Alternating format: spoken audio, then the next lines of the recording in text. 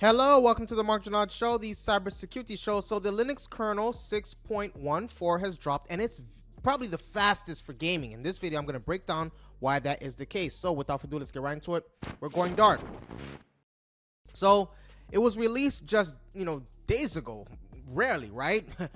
Which is marking a significant milestone in the Linux ecosystem. So this version introduces several key features and improvements that enhances the, compatibility, performance, and security across multiple platforms. Now, here are the key features. You have gaming enhancements. So the new NT-Sync driver emulates Windows NT synchronization primitives, improving the performance of Wine and Steam Play. So this has resulted in frame rate improvements of 50 to 150% for many games running on Linux. So the AI and hardware support, you have the AMD X DNA driver has been mainlined, enabling support for Ryzen AI NPUs, that's the neural processing units, enhanced support for AMD and Intel processors, improving overall system performance and efficiency. The graphics and the display are woo-wee! You have the further development in the open source graphics drivers, ensuring improved compatibility with a wider range of graphics card. Now, the DRM is cool too because there's the DRM panic support for the AMD GPU driver. There is some more storage and file in also the file systems, right? You have the BTRFS, right? The RAID 1 support balancing support, the XFS real-time device improvements, including the reflink and reverse mapping support, the uncached buffered IO support for faster response in certain workloads. Now, they improved the security as well. There's improved mitigations for hardware vulnerabilities like Spectre and Meltdown. There's enhanced support for security modules like AppArmor and SE Linux. There's also improved live kernel patching capabilities. The networking also got a little bump up. There's support for new cryptographic algorithms in the network stack. There's improved firewall configurations with better integration of NF tables and IP tables.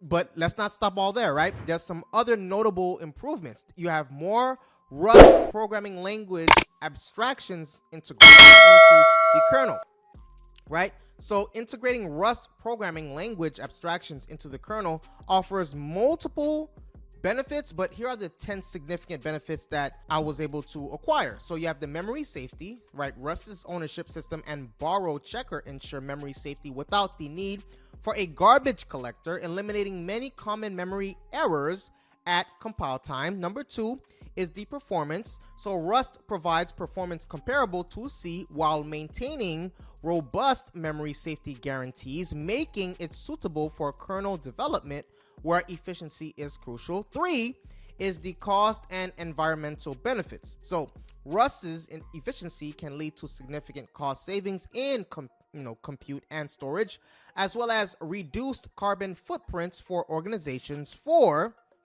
security enhancements. So Rust's memory safety features make it attractive for safety critical and security critical applications, including kernel development. 5, improved code quality. So Rust features like traits, the iterators and async programming makes writing and maintaining kernel code more pleasant and less error prone.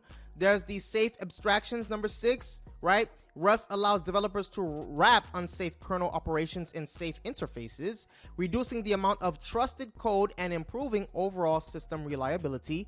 There's number 7, interoperability. Rust can be integrated into critical components of existing kernels, allowing for gradual adoption and improvement of system security.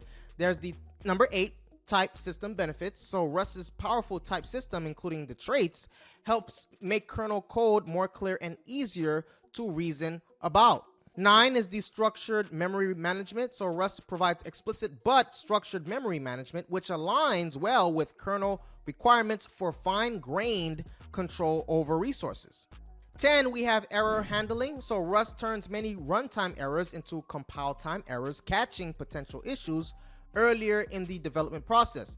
So we have support for SE Linux, extended permissions, Fuse, right? FUSE support for IO_Uring, potentially improving performance for cloud storage mounts and containers.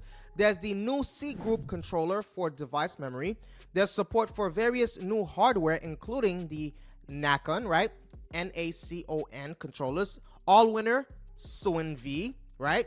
SUINV, F1C100s, and several sound chips.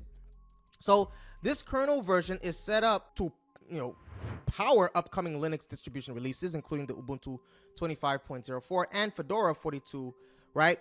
Now, users can download Linux kernel 6.14 from the kernel.org website, but it's recommended to wait for it to arrive in your distribution stable software repositories before updating. Now, I'm not trying to, get ahead of the curve here, but 6.15 might potentially look like, as regards to a Nova GPU driver, it's probably going to have a significant addition to the Linux kernel 6.15. There's also going to be probably a continued Rust integration. And then lastly, there's going to be more hardware support enhancements. So if you want more videos like this, please take a moment right now to hit that subscribe button and the like button. If you want more videos like this, if you appreciate what you listen to and you gain value from this video, hit that subscribe button and the like button. See you in the next video.